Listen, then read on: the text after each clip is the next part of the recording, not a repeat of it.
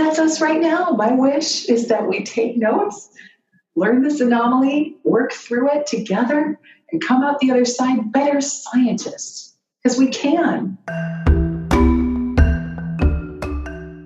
Welcome to the Creative Mindset Podcast. My name is Isolde Trachtenberg, and I'm super happy you're here. On the show, I focus on creative thinking, problem solving, and living. Most often, I'll discuss how to ignite inspiration, meet challenges, and achieve goals through creative thinking. Sometimes I'll have guests who give their perspective. Usually, it's people who are already living their best and most creative lives. Okay, let's get to it. Hello, and welcome to the Creative Mindset Podcast. My name is Isolde Trachtenberg, and I am super thrilled that you are here. I'm also incredibly thrilled and honored to have the wonderful Beth Mund, speaker, writer, space geek, and many other things, as my guest today. Beth was on the show a long time ago, and we've planned on being together again, and this is our very first opportunity to do it. I'm so excited to have you here, Beth. Welcome. It is so good to see you and hear you. Hi, Isolde. Hi. I believe in honesty and transparency, and I'm just going to have to say it. We had recorded about 20 minutes of this wonderful conversation, and I should say I had thought that we had recorded it because the little record button, I did not press it well enough. And so we have all of this stuff that we just had this lovely conversation that you might have heard, but we're going to try and get back on track. And take two. That's right. The Creative Mindset Podcast with Beth Mund, take two. I wish I had one of those little clapper things, a little slate. So let's, I know that we have so much to talk about. I would love to start actually talking about what has changed for you right now. We are living in uncharted territory. We're walking a path no one's ever walked before. What's going on with you with that? How are you navigating this new normal? Oh my goodness. Everything in every way, just like all of us, I think. Everything from my sleep habits. I'm a night owl by nature, and I don't care what you say.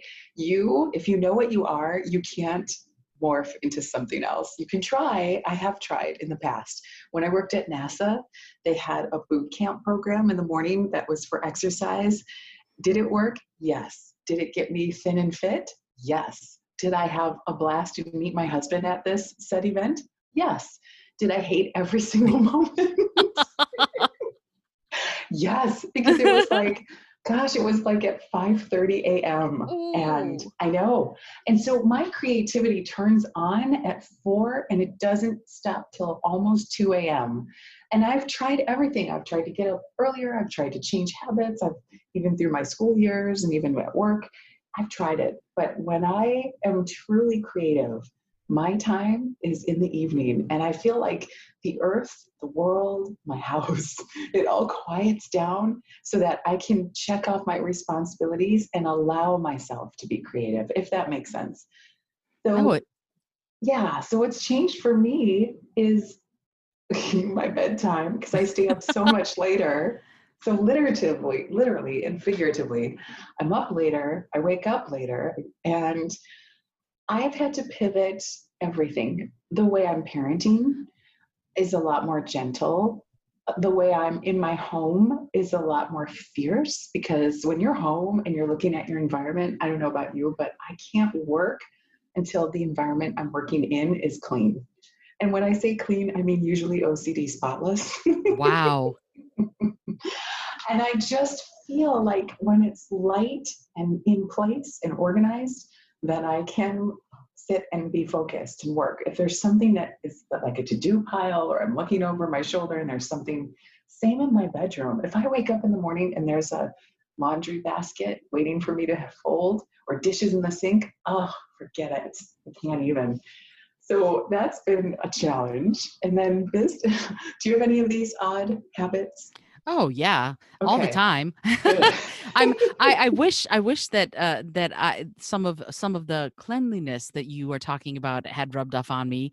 I would like to be a little bit more neat than I am. And I find myself operating in chaos a lot because my husband is a downright slob. So I'm constantly having to fight the battle between picking up after him and throwing my hands up and going, no, no, no, I'm going to go play guitar instead. So, so, You're so but creative. So that creativity comes from inspiration that surrounds you. And I've seen on your camera a few times your work environment. It's gorgeous. You have colors and you have items, and I think they're from all over the world. So when you surround yourself in that, doesn't that bring you creativity? And if that's the case, I'm in big trouble because I need to put some more color in my work environment. oh, I think what you said earlier though makes a lot of sense. It's what you need is what you have to do for yourself. You know, you Mhm. are a night owl and you know yourself well enough to know when you are most inspired, when you're most motivated and most creative.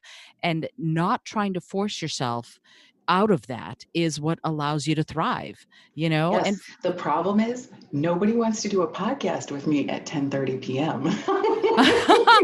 well, now see if you were talking to my husband and you were interested in talking to a clown about space, for example, which, you know, Oh. he would be perfect because today I had to wake him up at 2 p.m. because he was What? up. Yes, yes, that this is ideal for him is about he goes to sleep about 5:30 a.m. or 6 a.m. and wakes up about 1 p.m., 2 p.m. Oh my So gosh. so if you wanted to do a podcast episode, there are plenty of night owls Okay, out there good. who would be into that.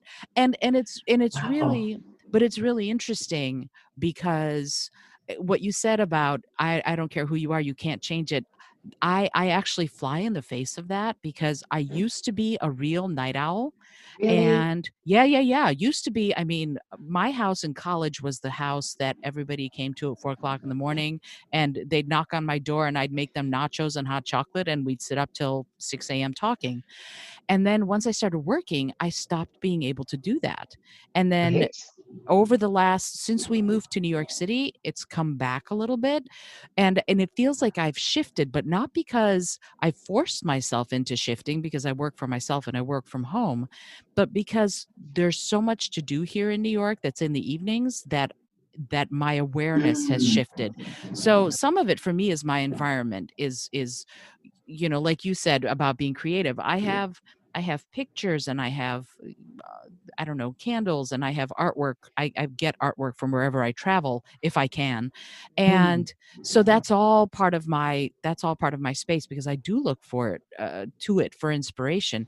And at the same time, I think we all have to sort of follow your lead a little bit more because this idea of allowing yourself inspiration and creativity through a certain amount of structure, that's how you get stuff done.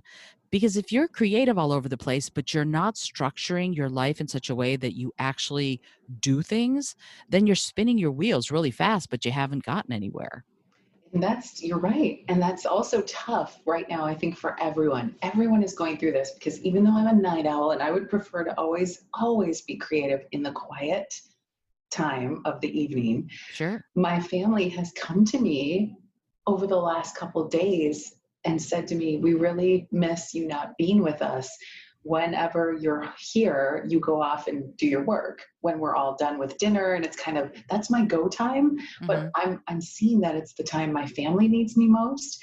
Right. And what's ironic about that is I it's funny because on a regular day, regular in air quotes, when husband goes off to his 9 to 5 in another location, kids get on school buses, I go to either my rent office or I start work at home. Then I check the box all day of my responsibilities and my work and all the things, as a parent, a mom, and an entrepreneur does. And then at 5 o'clock, 6 o'clock, when dinner's over, I feel like I'm done. So I get or I choose to go into my creative zone. But that's exactly opposite the time when my family needs me to be more present. And so everyone has this challenge, whether it's happening in their environment, in their physicality, in their, I forget what the word is in Ayurveda. It's like your dosha. It's like who you are and then who your environment is. And so we're all trying to navigate this. And if you're winning, please take notes and share them with the rest of us.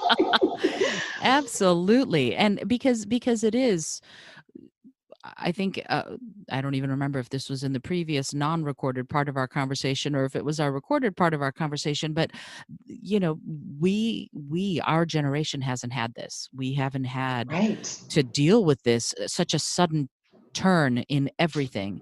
And people who are older, who lived through the aftermath of World War II, like my mother, you know, she's kind of like, yeah, this is just what you have to do, and Right. that's it. Right. And I'm wanting to, you know, rage against the machine, but you can't rage against the machine. The orders are pretty clear: stay inside, stay safe, stay healthy, don't get anybody else sick, and try to not get yourself sick. So Now, great. wait, I have to ask you, are you wanting to do that because you are naturally a creative person that has to be out to get inspired and get creative? Or you want to rage against the machine because you don't like being told what to do? No, I actually, it's funny. I have no problem with being told what to do if it's reasonable. You know, Right, right. like if you have reasonable reasons for asking me to do something or telling me to do something, then I'm going to totally listen to you because Sure. it's reasonable. So no, it's not that I don't like being told what to do. This all makes sense. You know, social distancing, all of that. Yeah. It just makes sense. It will save lives. It's saving lives if we do it right. So I'm not worried about that. But there is this, and I've been saying this to everybody, and I feel bad about it, but I'm just going to have to say it. There is a part of me that's really sad that I'm missing springtime in New York. You know, I moved to New York City last June, and so I missed spring, and now I'm here and it's springtime and I can't be in Central Park, and there is a part of me that's going boo-hoo, but at the same time, I'm so grateful for my blessings. So that whenever I get into that, grr, I wish I were able to go outside, I remind myself to get into that place of gratitude, and all is well right after Yeah. that. So So for you, it's nature. It's about being out and like taking it all in, especially this time of year where everything's blossoming and coming back to life. I mean, I couldn't imagine not being able to go outside in New York in springtime. They write songs about that. exactly.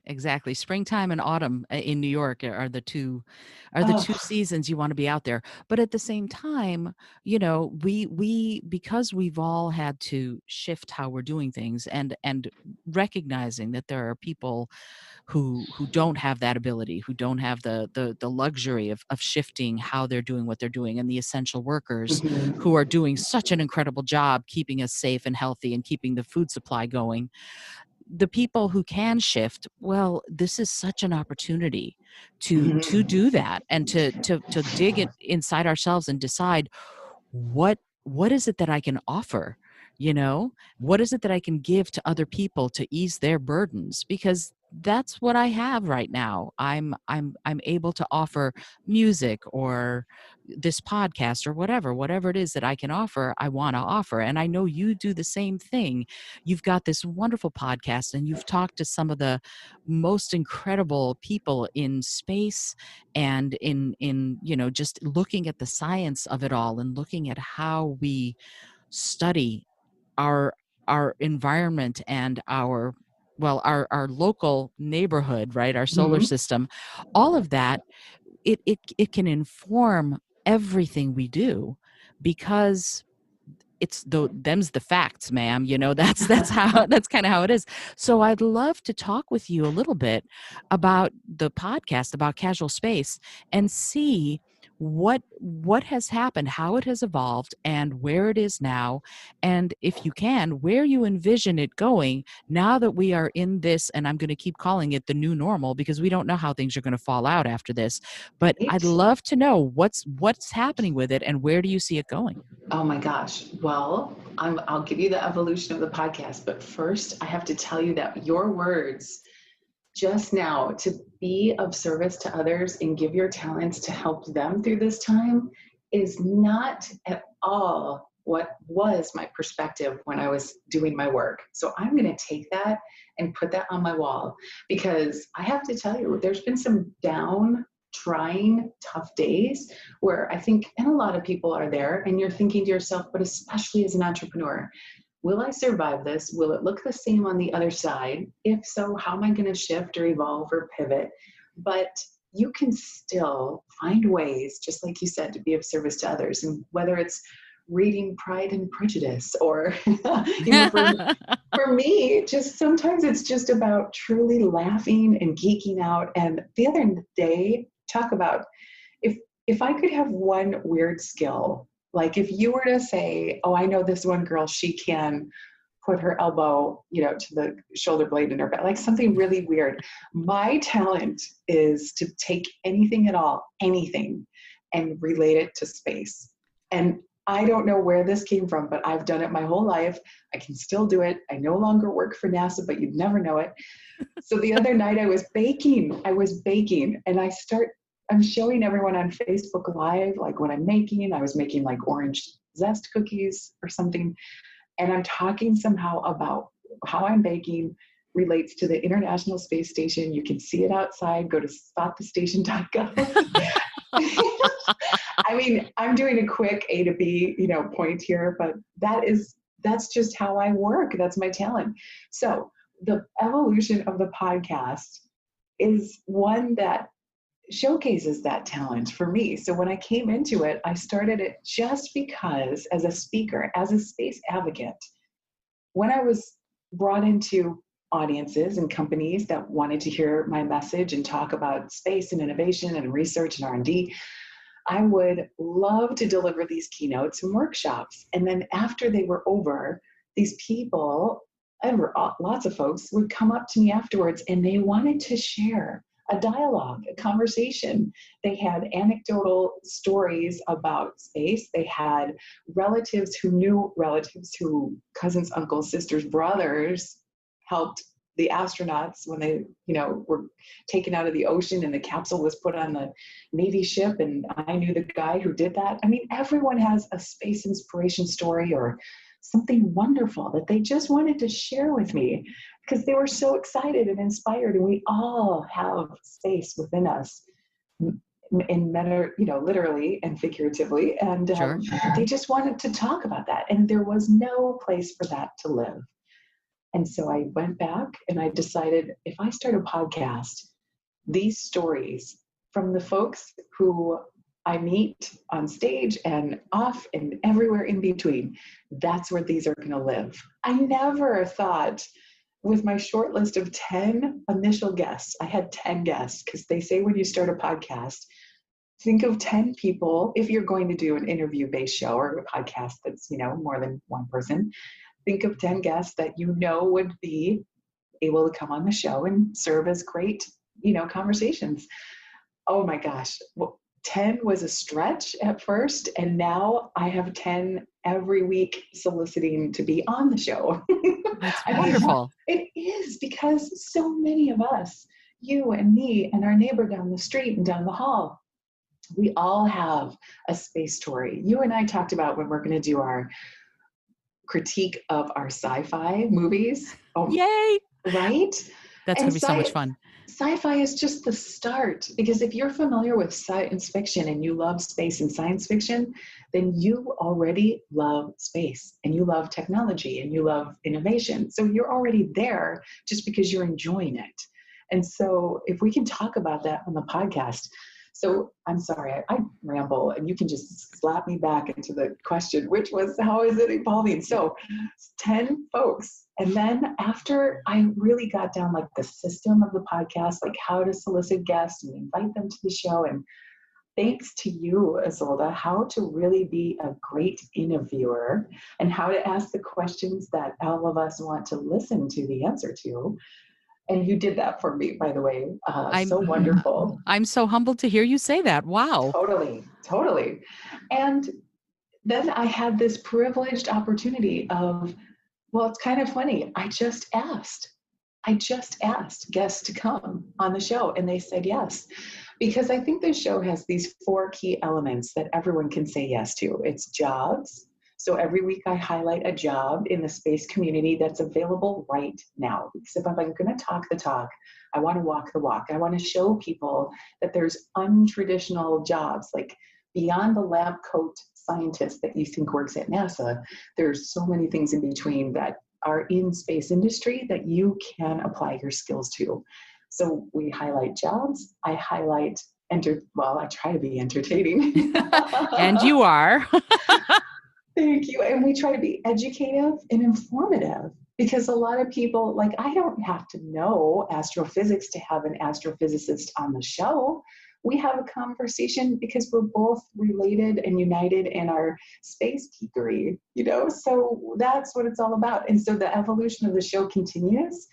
I've had some amazing guests, and I originally started it to say, let's just have these conversations together and let's enjoy conversations. Now that's turned into everything from folks asking me to host their space-based event, whether it's like a startup and they're making an announcement, or it's a major conference, or it's something bigger. And that's wonderful because if I can host a conversation on a podcast, I can certainly host it on a stage, or let's hope so. And it's also turned into these beautiful spin-off conversations on the side. Andy Aldrin was a guest a few weeks ago. I know, because I asked and he said yes. It's amazing. And he has ties to two programs, the International Space University and a program in Florida that he helps run that's part of the Florida University it's a master's only in space business and space commerce. And so, you start going down these rabbit holes as you meet the guests, and you get to decide, and so do my listeners. If you want to go to a website and learn more about a guest or a topic, great. And I encourage that. But I've done the same as a host. When I got to speak with Andrew Aldrin, he's like, what we really could use is a lecture about why space matters at the International Space University at the end of the master's program, like part of their gradulatory, degree. And I thought, I would be honored, and why aren't you doing that? Like, you are way more qualified, Mr. Aldrin. But he is all about the business of space. And I find that so interesting. And you can delve into the business of space as deep as you want to go. And I tell you, it's deep, like space commerce is a whole thing. So I get to read books from authors and get inspired by artwork, by sci-fi writers and painters and illustrators. I've had those folks on the show. So it's interesting because your question is like, how has the show evolved? Every time a guest comes on, that is what takes it to the next place. It kind of has driven itself based on the guests I bring on. And I love that because it's like, it's never the same. It's always a different conversation. And I'm learning. I hope my guests are learning, because when I'm done, when I speak to you, when I speak to Andrew, when I speak to the illustrators and authors, engineers, and everyone, be a scientist, my heart is so full. And I feel like I just did a crash course master's program. I'm like, wow. Dr. Sarah Wallace was this week. She's a microbiologist who was the first, she and her team, to sequence DNA on the International Space Station. Amazing. I know. And so when I come into that every single episode and I'm just like blown away every time, that's how this program has evolved.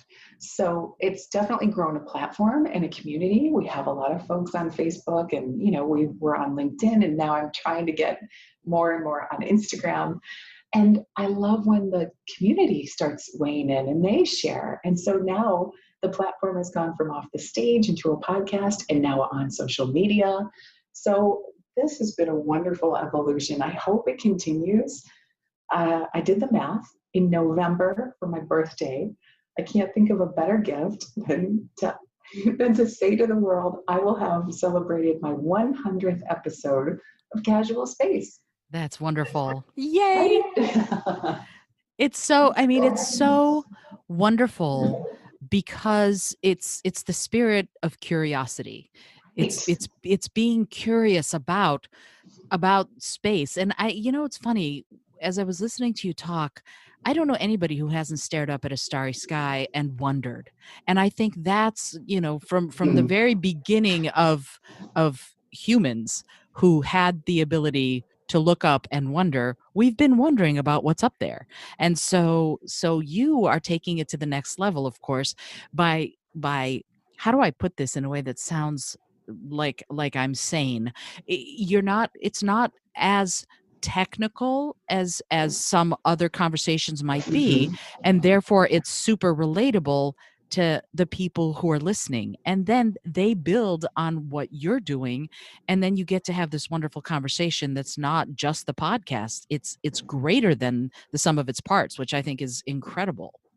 Thank you. Would you say it's almost casual? It's almost, yes. I would say There's yes, quite. space. It's in fact quite casual. No, and it's funny what you said about this idea of being inspired, and how the community has done it through science fiction and things like that. When we do have to have an in-depth discussion about the movie Contact. I can't wait to do Yes. that. But from what I understand, the guy who invented the flip phone did it because of watching Star Trek and seeing the communicators. Yes. And Yes. how many things have been invented because somebody else was curious about it and turned it into a book or a TV show or a movie, and then from there that was the springboard to making it a reality, to the International Space Station, to satellites, to Voyager. For Pete's sake, that's out somewhere in the Kuiper Belt going, I'm sending you back data, and we're getting No. to see so much that we otherwise would not be able to see, and learn more about our place in this solar system and in the galaxy. And so when you talk to these guests, what drives your conversation? What are you thinking when you're like, oh, I'm gonna talk to this person? Is it more an exploration, or is it more directed than that? What Mm. guides how you develop the creative aspect of developing each episode? Well, that is such a good question because I think there's three things. Number one, I'm just going to be totally real, ego. And what I mean by that is I always do my homework. I always do my homework. If there's a book that person's written, I try to read it, the whole thing as best I can. If there's several, I can't read them all, but I try to, at least get their tone and read them. I'm sorry, Isolde, I can't read all your books. You have so many books. That's okay. I'll get there. I will get there. You know what? I'll help you audio narrate them if you need to, and then I'll read them. Woohoo! So ego is one of them because let's be honest, everyone loves, talking about themselves. And so especially if you're an accomplished illustrator, if you're an accomplished scientist, if you or your team have done something that's moved the needle in science exploration or in humanity, for goodness sakes, let's call it out and let's recognize it. That's first and foremost. The second thing that drives it is our mutual love for space exploration. And I really mean that. I mean, there have been some people who do space policy and space law and like some highly technical stuff. And you'd be amazed.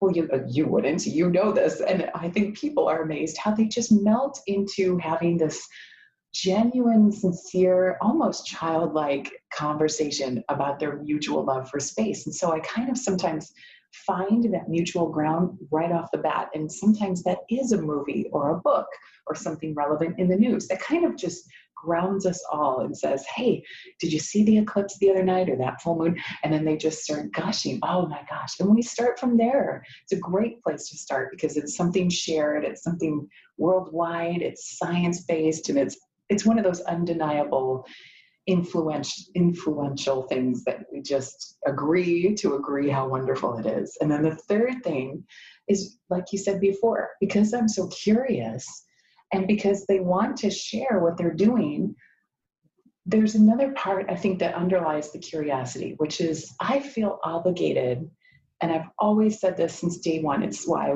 I became a speaker. It's why I do the podcast. It's a level much deeper than just putting it out there each week. I wanted young women who were like me in the middle of the Midwest, who don't live on a space coast, to know that if you love space and science, there's a place for you. There's always a place for you to be recognized, to be curious. And I want to highlight those guests to share their stories and their adventures and their journeys and their challenges so that everyone who thinks, it's not for me or I can't relate, they're wrong. Because if I had heard a woman, anyone from the Midwest who was an average student who struggled through math and science become a NASA representative and eventually go on to work for the International Space Station. This is me, by the way. If I had heard that back in 8th grade or 6th grade, oh my God, I would have like carved my path. But I kept stabbing in the dark because I had no idea that that was possible. There was no one to look at and show, put a pin on my wall or a poster and say, oh, that person did it. There's very few, very, very few. But that's also why I do it, because these conversations are people whose journeys are so unique that when they share them, you're like, I never would have thought, oh, like 2 weeks ago, here's a great one. Her name is Kelly Larson. She's the CEO of a space startup called Aquarian Devices. She was a lifelong yoga instructor and business entrepreneur. She's now the CEO of a space company because, right?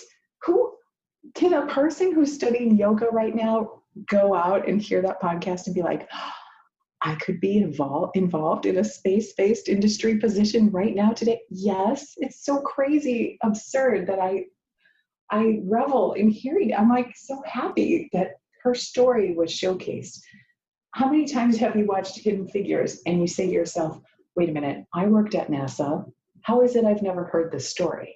Right. How is it, right? Absolutely. I had never heard the story. Never. It's crazy. Me too. And I think to myself, okay, that is part of your responsibility on the podcast, is to bring these narratives out of these folks so that everyone who's coming into these ideas, what if a kid is sitting in his class and he's like, I'm such a good illustrator and I'll never be anything more than an illustrator, but it's too bad that I can't love and mirror my love for space and my great talent for, drawing. Nope, there's a place for you. There is a place for you today. So just hurry up, grow up so you can get started. So that's the podcast. That's a big part of it. It's the other parts too, but thank you for asking. It's really what drives me. I think it's wonderful that it does. And I have questions, so many questions, but I want to say something that sort of calls back to what you were talking about with Andrew Aldrin asking you to come speak at the International Space University. I think part of that is because he was wise enough to realize that even if he has more, academic qualification or whatever, that you, as a woman in science and in space science, are uniquely qualified in many ways to be that envoy. You are the person in that way who can make it accessible and also serve as a role model to the young women who are coming up in the world and going, wait, she did it. I can follow a similar path. That's crucial. And it's funny, when I go into schools, one of the things the teachers inevitably tell me is how thrilled they are for their girl students, third grade girls, how thrilled they are for them to see a woman in science and that it's okay and that it can be super fun. Yes. Because that still is something that a lot of girls growing up, second, third, fourth, fifth grade, they don't see a lot of that. So the more we can be out there and talking about this as if it's doable, because it is, the Right. better it is for us now and for the future, because these kids are tomorrow's decision makers, they're tomorrow's leaders, they're tomorrow's creators, they're tomorrow's thinkers and innovators. And the more we can give them the tools to do it, I think the better we all are going to be. Well So, said. and well, thank you for springing it up. That was all due to your comment and point about it. And I do want to ask you something you said struck a chord in me. You were saying that the science in that way drives the podcast, but it also, I think, from what I understand about you, that it drives your life. It drives the way you make decisions outside of the work you do. And I would love to hear a little bit, if you're willing to share, about your viewpoints on us as a society, as a world, and our relationship to science. What do you think it is now, and where do you think it needs to go in order for us to keep thriving? Oh, This is just getting me so excited. Can you see the hair standing up on the back of my head? Because they're like straight. I think now more than ever, we have seen firsthand in an unfortunate pandemic that science needs to be first. Science needs to be in our everyday lives, and it needs to be recognized top down. And I mean at the highest level in our political system, and I mean in everything that we read and do and look around. And people might be like, okay, well, you're a geek and you're asking a lot, and that's just not how everyday lives work. I disagree. And I'm going to quote Adam Frank, who is an astrophysicist, brilliant, who said so eloquently, you cannot buffet style pick your science. I totally probably did not get that captured correctly, but he did say it. I'm sure he's written about it many times. He's a fantastic writer, professor, and so much more. And he's right, because you can't have an antibacterial soap and say that you don't agree with climate change. You can't have a cell phone that you use to communicate with everyone in the world and not think that, you have a footprint on this earth that is, impacting nature. I don't understand how people can't, and I think it's because we're not science literate. I think there's a lot of us who, I don't know if we didn't study it in school or we didn't continue learning about it as we left school. I don't know if it's buried in page 5 and 6 of the papers and it's way deep down on the digital media. And let's be honest, we just don't value science sometimes because it's not convenient. We enjoy the conveniences that science brings to us, our filtered water and air, our, tinted sunglasses that protect our eyes from harmful rays. These are all the things science brings us that we benefit from. But a big part of what is such a challenge when it comes to space science in particular is investing now for years down the road, sometimes decades down the road. And if you can't believe or acknowledge or respect science, that's a hard sell. But if you want to be around enjoying the comforts of your life in 10 to 20 years, you have to invest in it now. I don't know how else to say it. What do you think? You and I are of one mind here. I think that what it's asking of people is being able to and willing to think long term, to be willing and able to take short-term actions to plan for long-term survival, gains, thriving, and a society that works in 20, 30, 50, 100 years. And that, I think, can be a hard sell because we, so many of us are, I'm trying to put food on the table today. I don't want to think about tomorrow, or I can't afford to think about tomorrow because I'm too busy doing this. And I think that this pandemic in many ways is going to, by necessity, change some of the way we look at this stuff. We have to prepare differently. We have to think differently. We can no longer think today. We have to think tomorrow and 3 years from now. Yes. The good news is that your farmers are thinking 10 to 20 years from now. The people who are distributing the farm produce to you have been thinking 10 to 20 years from now. So why can't we? I mean, they have to think about agriculture in a whole new way. They have to think about sanitation in a whole new way. Everyone has to think a little differently right now. And coming out of this, we will. And that is the good news. We will be forced to be more innovative. Here's a painful reality. I have to be forced to learn my children's educational platforms, digital platforms. It's painful. It hurts my brain and my eyes. And yet, if I don't, when my kids come to me with an issue, a concern, a problem, they can't get through something that teachers assigned, if I'm not familiar with how they're going to operate on a digital platform in their education system, that's on me. And I want to evolve into that. It's not easy. I don't like it. I feel those discomforts. But my husband and I were just laughing the other day, and we said, gosh, we're here in the home doing our darndest to try to get our kids off screens, right? We're trying to like get them to have breaks from their eyes and go outside. And yet, right now, all of school is digital. Most of Yeah. school, in most places. I know not everyone's privileged, and I do want to recognize that to everyone have a digital platform. I do. But for those of us who are moving forward or have those requirements and we're staying at home and we're still needing to do school, we have to evolve. The kids have to learn this digital learning platform, and so do I. So, yeah, I feel like it does hurt, but the good news is it's forcing us all to hurt in a way that's an investment in science and in our future that will be our benefits years to come. And if that doesn't exactly parallel into space exploration, I don't know what is. You know, I know there's folks on the political advisory team that said we were way overdue for a pandemic of this scale, way overdue. It was predicted to have come a couple of years ago. Right. And so why weren't we prepared again? I'm not sure. Maybe we were not prepared at this scale. I don't know.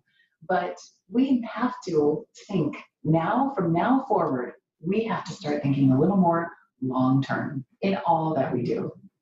Absolutely.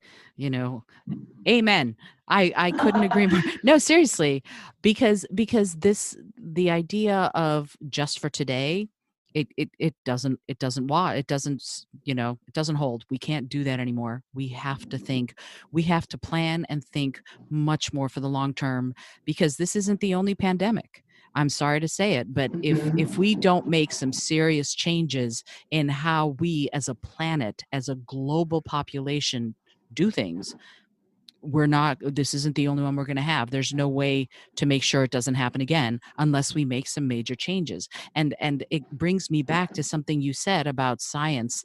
And I think one of the things that I worry about with adults right now, as well as children, is confidence. I feel like it's not just science aware, it's science confident. It's having confidence in not just in science, but in your ability to understand it and to work within those frameworks.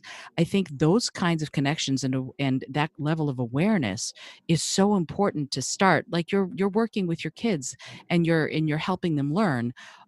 All of a sudden, within a week and a half, you had to learn how to do this, and it's like you said, it's hurting your brain, it's hurting your eyes, but you have to, in order to be able to guide them as they operate now, as they learn now. And I'm sure your kids are pretty science confident, knowing who you are and how you operate. But at the same time, look at all of the people, especially students, who don't have that.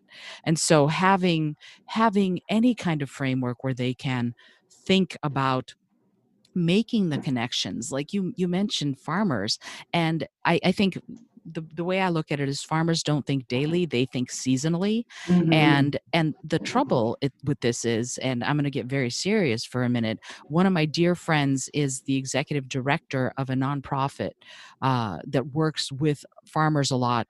And she's told me that one of the staggering statistics that they have learned about is the high rate of suicide among farmers. No. Oh, it's been quite, it was, I was shocked, but she said, yeah, they are not thanked for being such the crucial part of the food supply chain. And we don't appreciate that, in part because the kids and the adults and most of us, we don't tend to go, I wonder where this potato came from. You don't tend to think that. You're like, these are my French fries and I like them, and that's how it is. So one of the things, I'm vegan, but when I can, I get a little vegan burger and some French fries at Five Guys. And one of the things that I love about Five Guys, because they have a little vegan vegetable sandwich and they have amazing fries. But one of the things I Yes, they love, do. I know, no affiliate links, I promise. I just love their fries.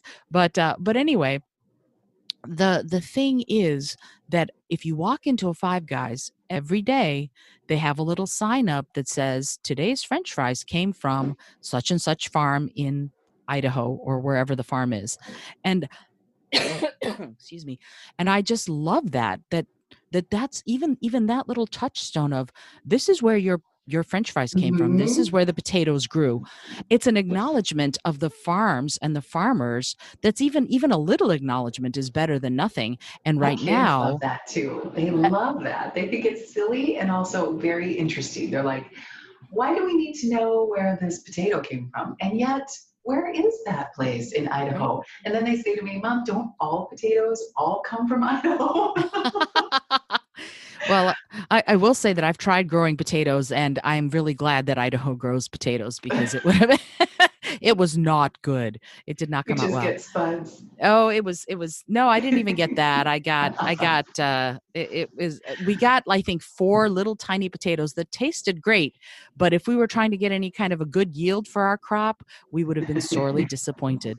So, but Well, let's go back to what you said about this fine, it's a fine line, right? Between science confidence and science literacy. You know, yeah, when you get your cell phone and you just use it, that's using science. sure. But it takes a little bit more, let's all agree, if you want to use the apps, if you want to set a timer, if you want to have a specific package based for you on how you're going to use the phone. And so you got to go a little bit deeper to get the benefit the most out of what you're going to invest in.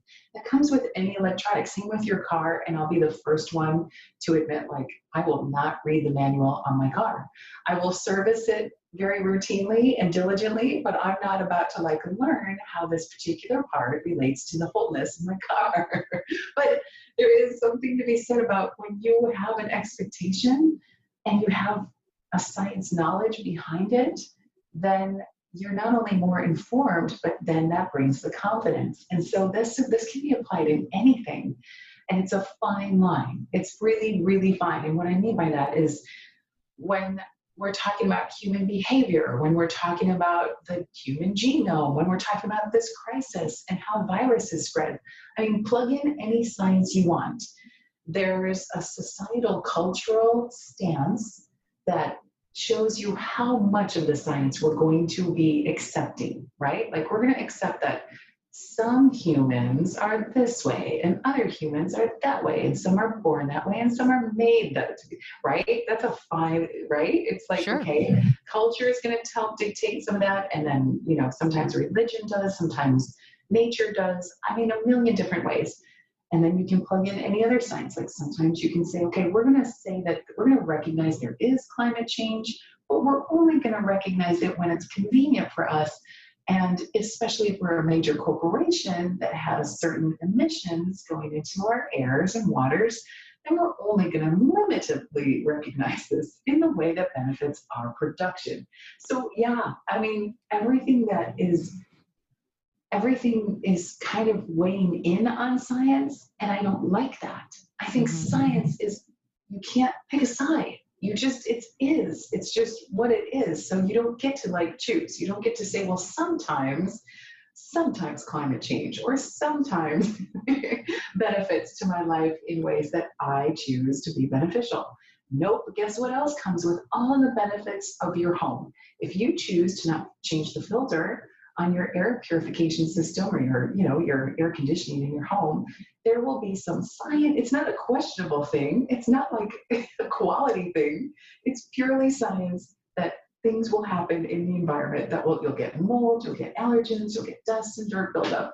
That's not like perhaps that's a definite thing. And you can't blame the air conditioner brand. You know, Right. so I can point, there's a million ways you can point to this. But when it comes from leadership, when it comes from politics, when it comes from people at the top who are making decisions to influence the science and then influence the rest of us, let's be honest, that's how the trickle down of our science literacy, and I feel really strongly about this, can hinder our science confidence. So when Absolutely. there's, yes, right, when there's publications out there that are showing us trends, let's go back to farmers. I can't imagine how hard it might be for them to look at future trends that our weather patterns are going to be more and more and more severe. And the pendulum is going to swing onto these really cold, times, and then these really hot, humid, and droughts and everything in between. That's our weather pattern and systems right now. And depending on where you live, it can be more extreme than that.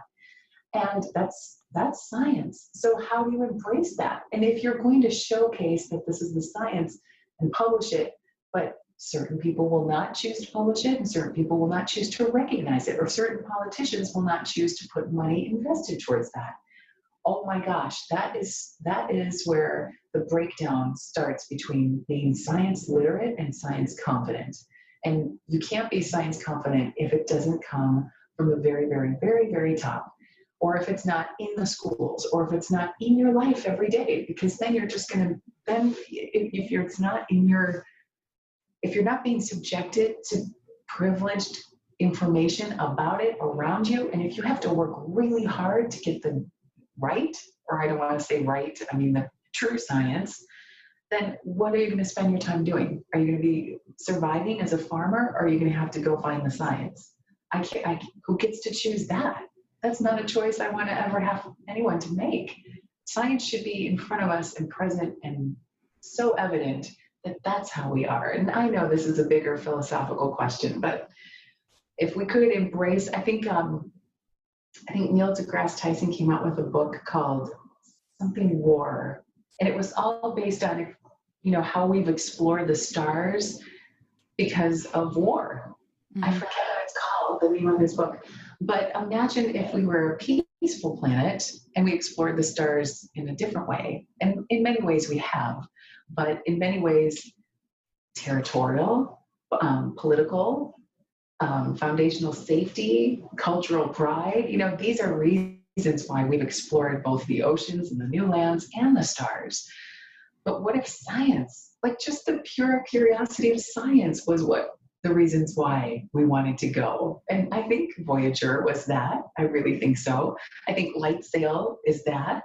I think there's a lot of things you can point to, but I don't think the shuttle was that. I don't think the International Space Station is that. I wish we could say it was. I worked on the program and I did say it was pure science, but it's not. There's so many politics behind that. And I see that now being older and wiser. I need to stop talking because I could go on and on about all these. Oh no! Really?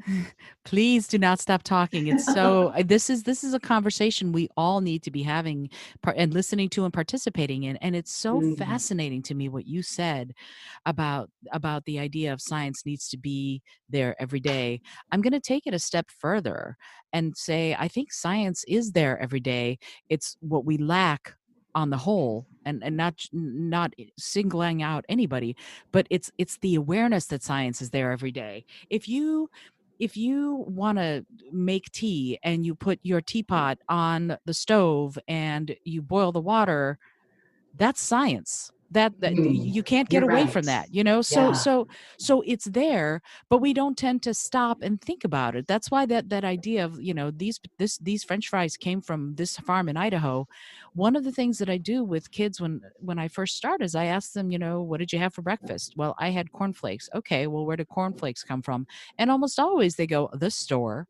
Okay, so but where do they come? And we have to get back to the place of that somebody grew the corn in the soil, and then that corn, which is a resource hog and needs a lot of water, somebody spent a lot of time watering it and harvested it at just the right time.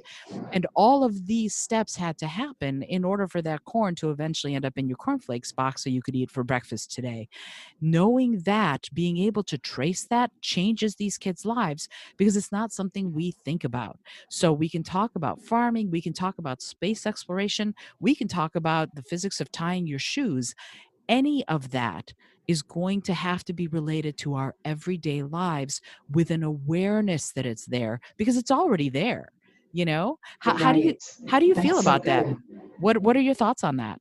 You're right. I think it takes special teachers and special moments, like right now with this virus, for us to stop and realize that perspective of what you just shared. Because I learn when they turn on the TV. I mean, do we know what a virus is? Of course we do. Do we know how it works? Of course we do. But it seems like, and maybe it's just me, it seems like the doctors on the television are re-explaining to us at a very basic level.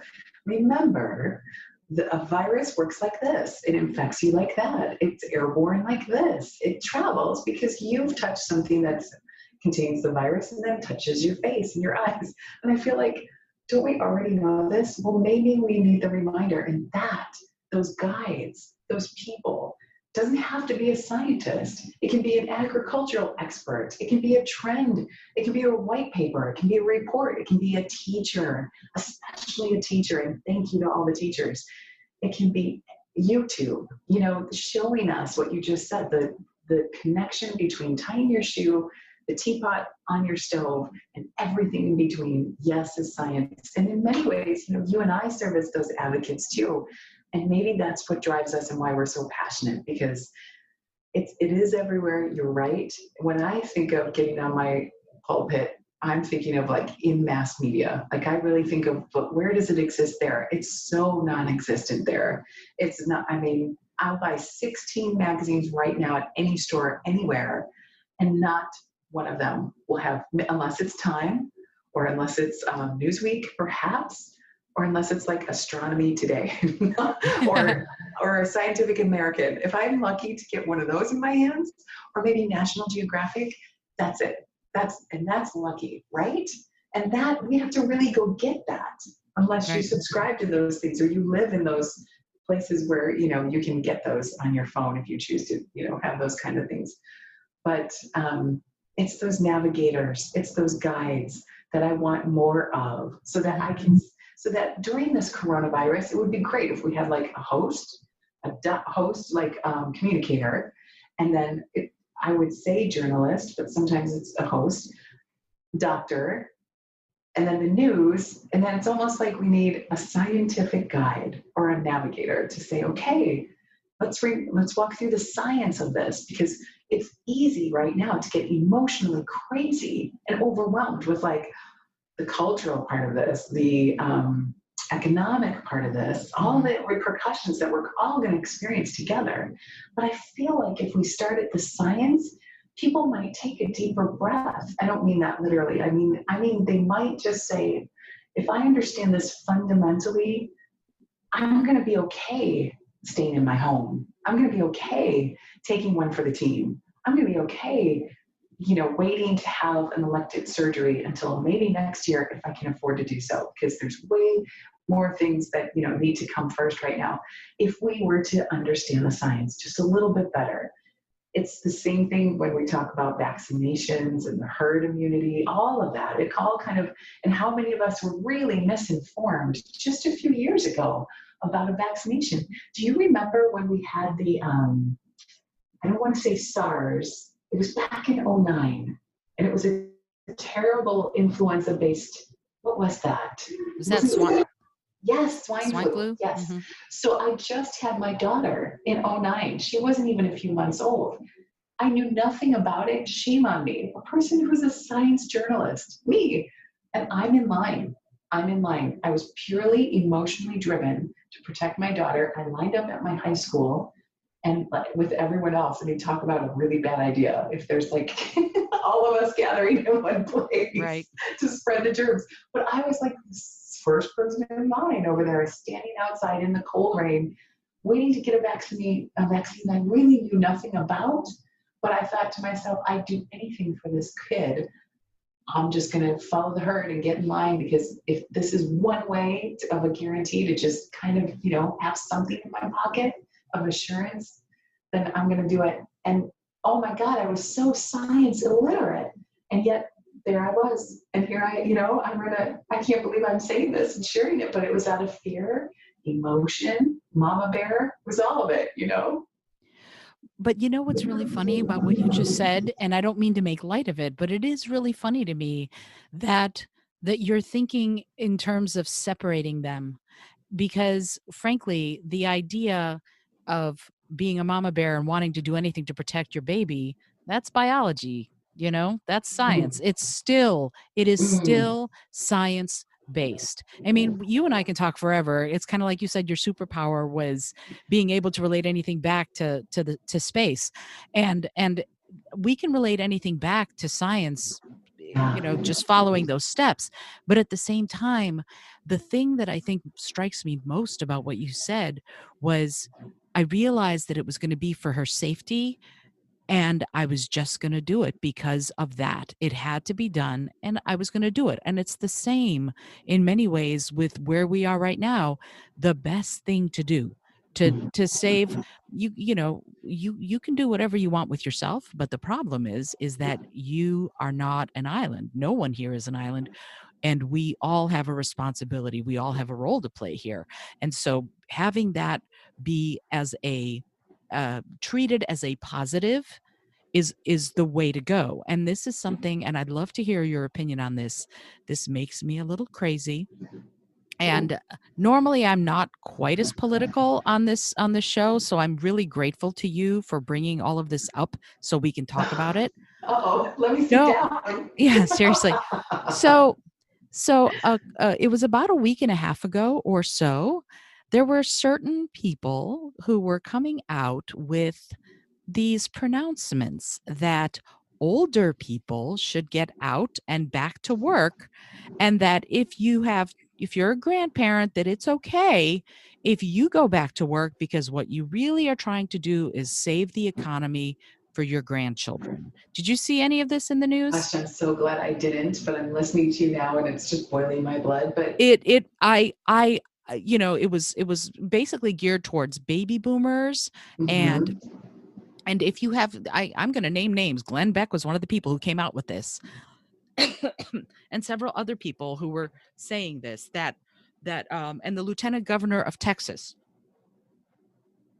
Okay. was also quoted as saying that, I'm a grandparent, and I think we should all get back to work because we need to save the economy.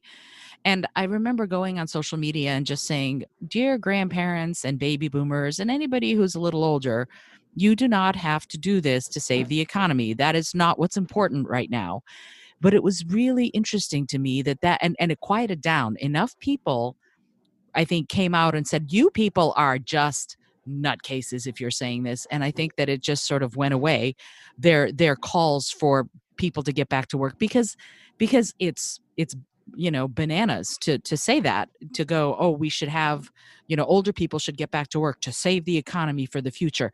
The economy will recover. We need to make sure that everybody's okay and are staying at home, because not staying at home is going to be so much worse, not just for the people who don't stay home, but for everyone the world over. Because again, Mhm. this is how viruses work. They don't discriminate. That this virus is indiscriminate. It does not care. I read something the other day that was so brilliant, written by an epidemiologist, and he said this virus is unforgiving to unwise choices. And Ooh, I thought that was brilliant. It was yeah. brilliant. So we all, I think, have a responsibility to make the wise choices here. And the wise choices are, like you were talking about, herd immunity and vaccinating your children, or in this time and during this pandemic, staying at home, sheltering in place, so that we can, everybody's saying lower the curve, lower the curve. But if we're flattening the curve, that means, let's call it what it is. Flattening the curve means fewer people suffering and dying. It's not, we can talk about it in terms of science and math, but we also can talk about it in terms of flattening the curve has a very specific meaning here. It means fewer people will suffer and die, Mhm. period. You Yeah. know? and Yeah. and sometimes I think when we get uh these phrases, oh, this is the descriptor, we're going to flatten the curve, people can kind of almost ignore it because it's just a phrase. Oh, flatten the curve. No, no, no, no, no. Flatten the curve means fewer people die. That's what it I means, know. you Yeah. know? And we're all going to have to pivot. We're going to have to pivot in every way. I mean, every way, socially, economically, spiritually, the way we parent, the way we have our habits, the way we spend our money, the way we are kinder, I hope. And I really hope, Absolutely. if I can, because I think I've been and you have been in a space-based industry and you're familiar, you know that these long-term investments do pay off. And so if we would be foolish to look at this right now and rush through it, we would be really foolish. What we should be doing, I hope what we are doing very diligently and very patiently and calmly, is taking it step by step, very slowly, assessing as we go, making notes. I mean, this is what NASA does. I always bring everything back to space, I told you. But I love it. NASA doesn't just build something and launch it into space and shake hands and call it a day.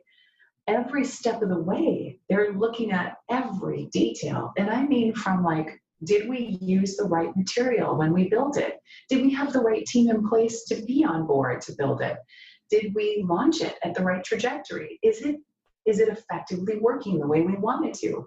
Will it continue to do so in the next 10 years? And so we go back and they look at every part of the process, what they're going to learn from it, and how they're going to continue to learn from it. There's a saying unofficially, around NASA that you plan for the unexpected. If it goes well, that's a good day. That's the surprise, because NASA's always training with all what they call anomalies, right? Everything that could go wrong. And I think test pilots work this way as well. Their mentality is like, always think about what's going to go wrong and train for that and train for it. So that in that moment, and Chris Hadfield is like the best NASA spokesperson / astronaut, in my opinion. I just think he's fantastic. But he talks about, when you're in the moment and this horrible thing is going wrong, it's not horrible to you.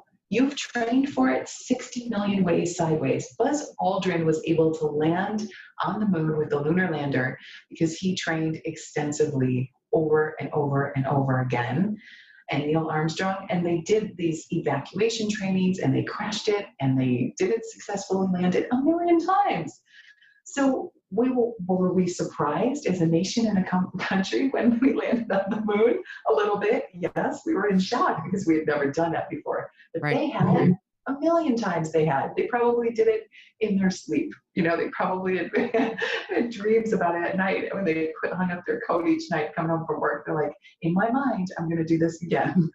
And so I hope that's what we gain from this experience. I hope, not to say that we have pandemics coming up again or soon, but who would have ever thought after the Dust Bowl of the, what was that, 20s, 40s? When was 30s. That? 30s, thank you. Oh, I was almost there, right in the middle.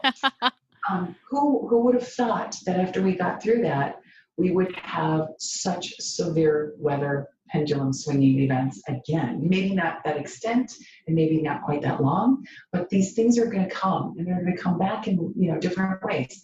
Our job right now is to take notes, learn from it, and then train for the anomaly again and again and again and again. Mm-hmm. So I hope that folks are doing that. I hope that I'm not going to brag here, but I did something really thoughtful and purposeful, and I don't know how I succeeded in this, but I'm super grateful. We saw this coming, not so much the lockdown, but we kind of got a sense of like, this might get bigger than we don't really know. So as parents, we went to Barnes & Noble and we bought like, oh my gosh, $100 of books that were on my kids' school list, like for fun, for reading, and we just bought them.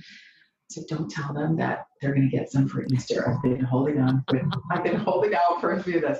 So I have some of those like in stock, like waiting in the ready to go. And because I'm a planner, I put this jar together of activities each night. Like I just wrote on a piece of paper, family activity idea, threw it in a jar, and I put like 20 in the jar. I never would have thought that my kids' highlight of the day is pulling something out of the family activity jar. Here's an example.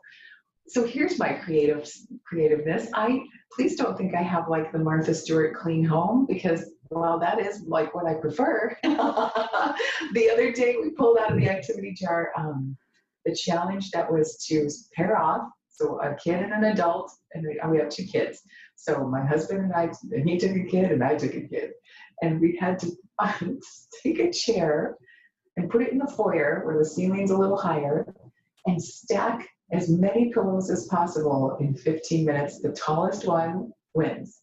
And the kids live for this. I mean, like every single pillow in the house came off of whatever and got Love stacked it. on this chair. And I don't know where I got this foresight, but I hope that's what we're doing right now is we're looking at how we are as humans. We're looking at each other. Okay, we're in survival time right now. So what does that mean? What do I need to do? Let's take notes on that. Let's be observant. And this is like 101 science, right? You have an observation and a hypothesis. And right now the problem is I think there's so many unknowns. When will this end? When will we be safe? When can I come out of my house? When will this occur again? Who's going to be impacted? To what level? Will it be a severe, infection, or will I have to be hospitalized? There's so many unknowns. But you take notes, you plan for the anomalies, you listen to the science of what you know right now, and then you learn from those notes and you implement that later. And if you need help or interpretations, you read the science, you look at it, you study, you learn a little bit, and we're going to be prepared next time. We're going to be even more prepared. We're going to be better. And I wish this could be the message for all of us, at the end of Contact, where she says, I wish this for all of you. And she's like that for just that one moment, you could feel how truly insignificant and yet precious we all are. Did I do a good job? Because I know you know the movie. No, you did perfect. Is that good? Well, that's us right now. My wish is that we take notes, learn this anomaly, work through it together, and come out the other side better scientists. Because we can.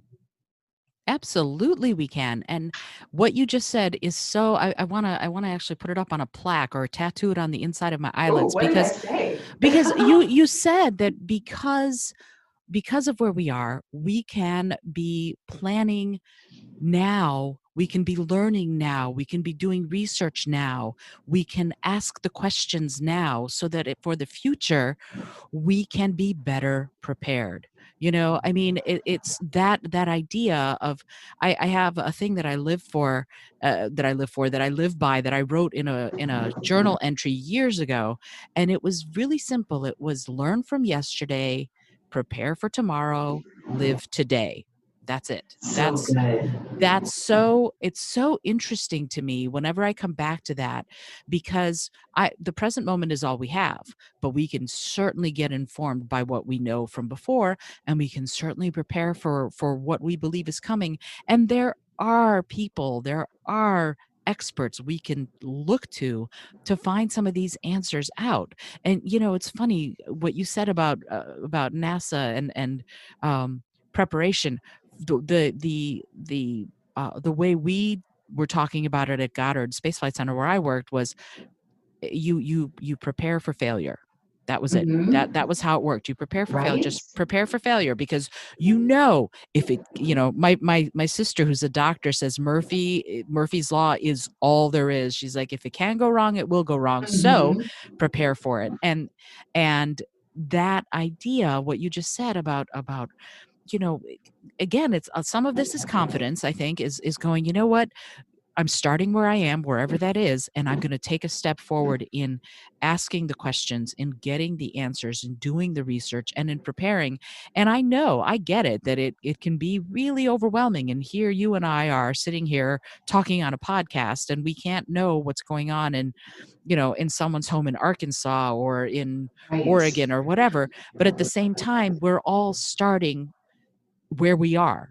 Wherever you are, you're starting, and you can start right now today to ask the questions, to figure out who you might be able to talk to. And now I'm wondering if you're listening to this and you wonder, where do I go? I think I'm gonna put some links to some websites from the CDC, which is the Center for Disease Control, and places like that, where you can go and get some of this science-based information, get some of these answers, so that if you are uncertain, that there are some resources. Because I think some of this is, you and I are both kind of informed consumers, as it were. And so if you are a person who doesn't know where to even begin, yeah, Google can be your friend, but let's take you somewhere that will have some more science based information that you can So look to. that's so good. I love that you brought in your Goddard example and your sister, your Murphy's Law, because that's so true. And for those people who are feeling overwhelmed, let me remind you that as much as an astronaut has to do, and think about everything they have to do, they have to be physically fit, they have to be smart, they usually have to know every single button, all the systems, they have to learn to speak several languages. I mean, it's never ending, and they're incredibly talented humans. And yet, and yet, they are only focused on what they need to know. They have to rely on NASA and the teams of people back on Earth to help them with everything else. Same thing for you in your home. So when it feels overwhelming right now and you're like, what am I going to do and how does this work? Just work on and just look at the things right in front of you. That is such a great piece of advice, Zolda, because again, and it relates all the way up to the space program, because there's no way an astronaut can go on board and expect to do the science from a particular experiment. Like, yes, they get briefed, but you know what they have to do first? Survive.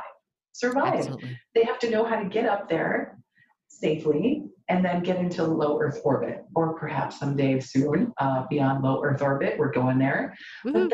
But then what's next? They have to keep themselves well fed, well air filtered and water. You know, they have to survive first. Then they get to do all the great things we think astronauts get to do. But even then, when they float over and they're part of their day and they do an experiment, there's ground members extraordinaire who are telling them, okay, we're going to remind you how this experiment works. We're going to walk you through it. And you're going to be using the tools. Here we go. They have help. And same at your house. You know, if it's overwhelming, again, just stop and call on someone if you need help with, you know, the things we don't usually need to know in our house. If you don't know how to change filters, it's okay right now, in other words, to just survive and know what you know. And then this beautiful invitation that you've said earlier is now is the time to learn. So Absolutely. it doesn't mean you have to necessarily learn a new language and learn, you know, how to astrophysics, but learn more about your house, learn more about your environment. Take a walk now through your neighborhood if you can, you know, and learn what's around you if you haven't really taken the time to do that. Learn better how to survive and thrive. Learn about your breathing, your sleeping pattern. Take notice of what you're eating. I mean, that's simple and basic. And then we can plan for the anomalies when they come. Right now, we're kind of in this beautiful cusp of like protective survival and learning invitational opportunities. It's quite a mixture, isn't it? It really is. And you know, this idea of being, we're on the precipice of something, of a new way of living, I think. And this is not to discount anybody who's going through a rough time or who's in pain or who's suffering. That again, the essential workers and the medical personnel who are taking care of everyone, as many people as they can who are suffering, boggles my mind. But this, what you just said, is something that that we can all be doing. This idea of stepping back and telling yourself that it's going to be okay and starting where you are is so important. And to your point about the astronauts, at one point, every single astronaut faced their first day. Every single one, you know, every Yeah. single one at one point had none of the knowledge they have now, had none of the expertise they have now. And at one point, years ago, they started. So what they may know now is based on years, sometimes decades of study and of practice. And they were beginners, you know, and this is an opportunity for all of us to have beginner's mind. Start where you are, wherever It's that true. is. And every day you learn a little bit more, you ask a few more questions, you do a little bit more research so that you build your body of knowledge. Excuse me. So well said.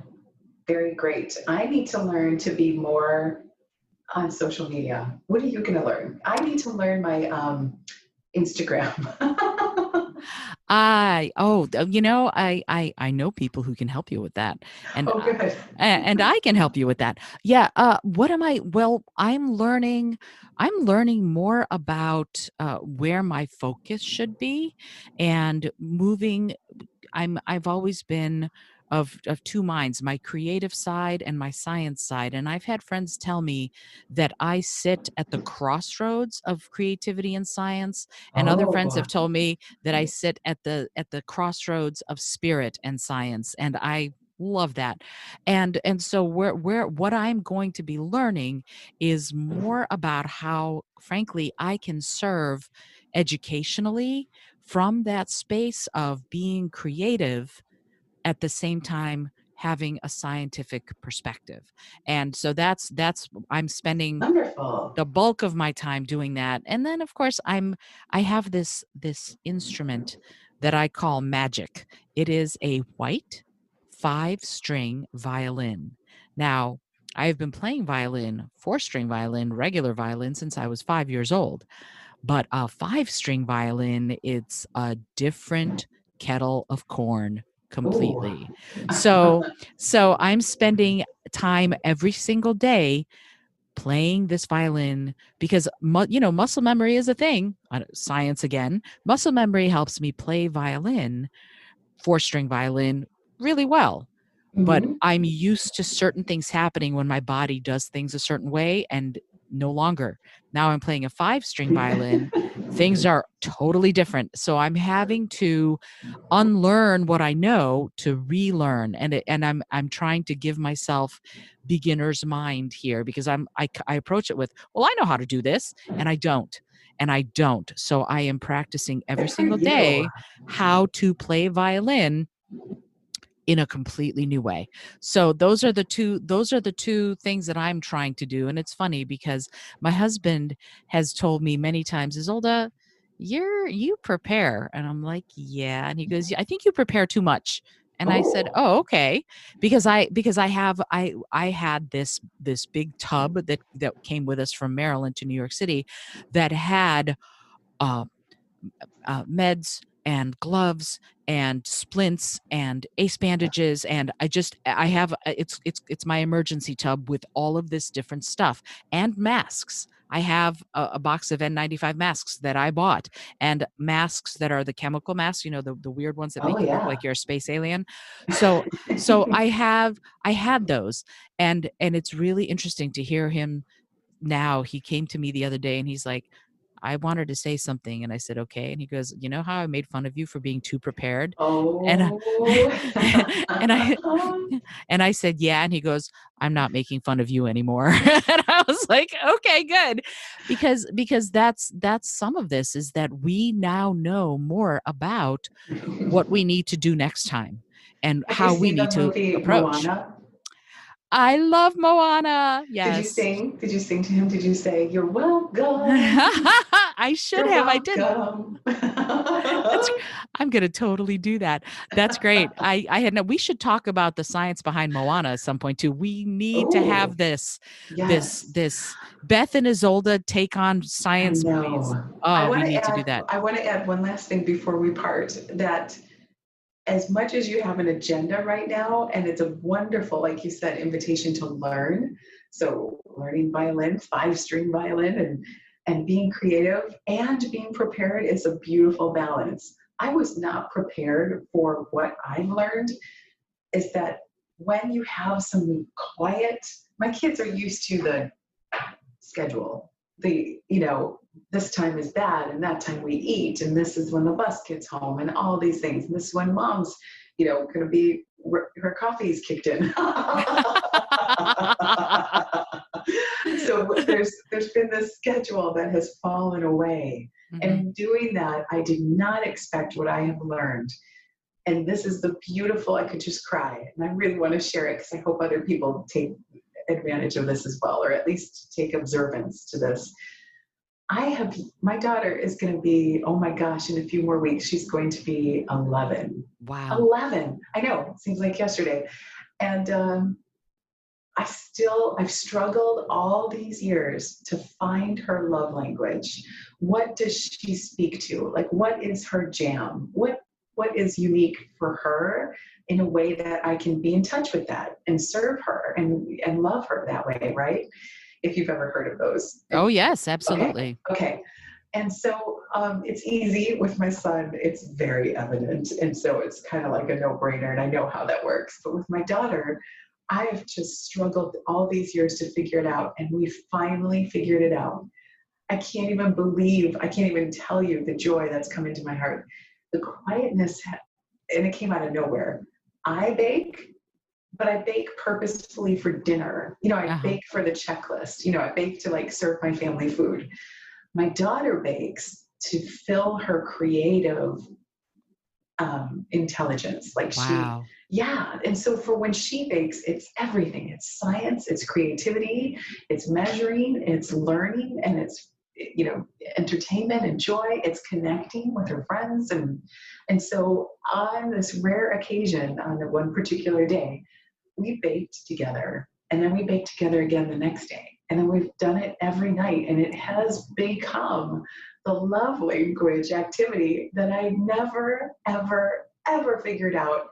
And it's brought so much joy into my heart, because after we bake, I don't nag her to clean up. She does. Now, in any other situation, her room, her papers, right, her stuff, I have to nag. This Right. is like such a natural activity for us both. And as long as I can keep my mouth shut when it comes to like, don't do it that way, do it this way, as long as I let her make all the mistakes you make when you bake. And I have eaten her mistakes, by the way. Any good mom would do that with my poker face. Absolutely. When we're done baking, she sits a little closer to me. She talks a little longer with me. And this is a whole new daughter. So I hope in these times of these in-betweens, where schedules aren't scheduled and places aren't to gone to, and, we can't, whoever you're with, whoever it is, or if you have to do a little work here and reach out and get to know a friend a little better, or help a neighbor, whatever. I hope in these quiet times we can find an observational moment. Really, like you said, your beautiful saying of living in it. Because if I had noticed that baking, I mean, of all things, I was hoping it would be space camp. I took her to space camp like 3 years ago, and she could care. Did she have a great time? Yes. Did I have a great time? Yes. But we were like batting heads like goats together down there, and I don't know why. And finally, I figured out that I was wanting her to have a certain experience at space camp. I was wanting something for her Mm-hmm. instead of her genuinely having it. And I didn't realize that until it was almost the last day. Oh, so now this ridiculous like baking every night, which, let's be honest, it's heavenly. Every night we're coming up with something that's usually delicious, but I'm so grateful that this crisis always brings opportunity is the same. And it Yeah. certainly has at my house, and it certainly has in this particular relationship. And I hope that for everyone, however that appears. And I think part of your job, our job, is to just be a little more open to observe that, because it will come into your life or your heart or your observation. Just be open to it and be kind of looking for it. And you might be surprised. Absolutely. I love that. I'm so glad that you bake because I'm coming to your house, and as Come soon as as on. soon as as soon as the quarantine is lifted, I'm coming to your house. I Because didn't I say do. I bake well. I Well, say I bake. believe me when I tell you, I will tell you the horror stories. The next time I'm lucky enough to have you on the show, I will tell you the baking horror stories of my life. Ooh. It was not, yeah, it was a home economics teacher thought, "Oh, you're smart. You'll be fine." And she left me to my own devices in baking, Oh. and I pretty much set the home ec room on fire. So, uh, This whole time. yeah, yeah, so anytime somebody bakes, I'm so full of gratitude because I love baked goods, but I am not a person who can do that. But yeah, I love what you said, and I think it's so true. This is a time, if you have the opportunity, and I think many of us do, to be explorers of our inner space, of our local, very local environment. Even in your apartment, is there a book you haven't read? Is there Yeah. a practice Yeah. you want to take up? If Do you want to bake? Do you want to start a yoga practice, I don't know, whatever it is, this is an Yeah. opportunity for us to really dig deep inside ourselves and find out what, what our personal love language in that way is. It may not be baking, it may be drawing, it may be doing math problems, it may be Sudoku, I don't know, but whatever it is, Wait, this what's idea, Sudoku? what Wait, was you mean Sudoku? Sud- Wait. Sudoku, isn't it called Oh, Sudoku? yes. The Okay, the I didn't understand. Now I know. yeah. I mean, I don't know. I don't do those, but that uh because there's so much, and frankly, one of the things that I'm doing right now is I'm in development of an out your window earth science video module Oh, learning thing. nice. I Yeah, could use so that. oh, We could cool. really use that, Isolde. Keep So, going. yes, that's one of the things that I'm doing, and I'm developing. It's a cloud ID, cloud identification, just out your Oh, window, and yes. so yeah, that's part of that pivoting thing that I was talking about. And so, I'm going to have that up so that if you want to come and you want to look out your window and see the kinds of clouds there are, because that'll tell you what the weather's going to be like tomorrow, whether or not you're going to need to water the plants on your balcony or not, whether, all of that you can learn just by looking outside your window and knowing what the clouds are and Love what they it. mean. I So, love it. that's so important. These little things that can really help us, not just survive, because I think obviously survival is important, but also maintain a sense of self and a sense of equilibrium during what is arguably a really, really rocky time for us all. So I'm so grateful that you brought that up. I think it's wonderful. And I am coming to your house as soon as the quarantine is lifted. I'm just Come saying, on. um, bring on the oatmeal chocolate chip cookies. Thank you very much. So Sure. so yeah, I know I could keep speaking with you over the next 14 hours, but I think probably your family wants to have you for dinner. So maybe we should consider saving the rest of this very amazing conversation for the next time when we get together and talk about Contact and Star Trek and every other thing under the sun. So I That's want to thank perfect. you. Thank you. Thank you. It was such an honor and such a pleasure to get a chance to catch up with you and talk with you again. And I would love, before we go, to ask you to tell people where they can find you. I know bethmund.com/casual space is your podcast, but you have an Instagram account now. So where do people Gosh. find you on Instagram? Because let's build up that Instagram presence. You're so kind. Thank you, Azolda. I love talking to you. And yes, we have to sci-fi chat because I can't process these things with anyone other than a space geek sometimes, and I have to really go down that rabbit hole, and I have to say, like, to the detail. And I'm such an observer in the movies that I'm like, did you see that? Did you see that it was foreshadowing? And sometimes my husband's like, it's just a movie. And I'm like, it's never just a movie. There's everything purposeful in the shot. And he's like, Exactly. okay, Instagram, good question. I think I'm Casual Space Podcast on Okay. Instagram. The Facebook page is where I really live all the time, and that's Casual Space Podcast on Facebook. We have a page. The podcast lives on my website at bethmund.com. Yes, thank you. And now more than ever, let's see, am I anywhere else? I'm on LinkedIn. And now more than ever, I'm inviting people to groups to be part of the community in what I'm calling a mission patch challenge. So my show needs a mission patch. And I am looking for all of the illustrators and artists and people who are creative like you, Isolde, to take Casual Space Podcast and make it into a patch. So if you're bored and you want to, take on that challenge, who knows? It might be selected and become the logo for the show, because it's something we've thought about for quite some time. And I'm like, wait, why am I struggling with this? There's way more creative people who can come up with a fun, mission patch that showcases all the things we do on the show. So that's an activity we're doing right now. And thank you. I can't wait to hear from everyone on the podcast who comes. I love your comments. I have, one more address. Mhm. If you ever have a question that can go directly to me, right to me for the podcast, it's askbeth@casualspacepodcast.com.